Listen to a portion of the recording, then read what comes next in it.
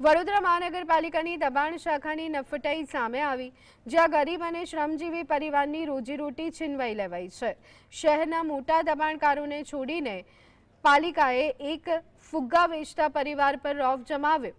કારેલીબાગના Amitnagar bridge નીચે ફુગ્ગા વેચી અને પેટીયું રળતા એક ગરીબ પરિવાર સામે વડોદરા મહાનગરપાલિકાની દબાણ શાખાએ અન્યાય કર્યો।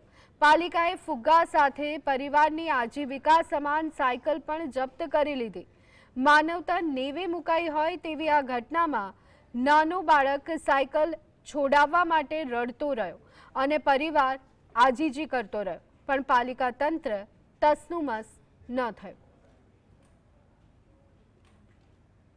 એટલું ગંભીર મુદ્દો કહેવાય કે તમે ગરીબોને આ બધું લઈ અને શું સાબિત કરવા માંગો છો? તમારામાં તાકાત હોય તો અનલીગલ બાંધકામો તોડીને બતાવો। અનલીગલ લારીઓ ગલ્લા બધા ઊભા છે, જેના હપ્તા બી લેવાય છે અમુક જગ્યાએથી, એમાં તમે કડક થાવ ને।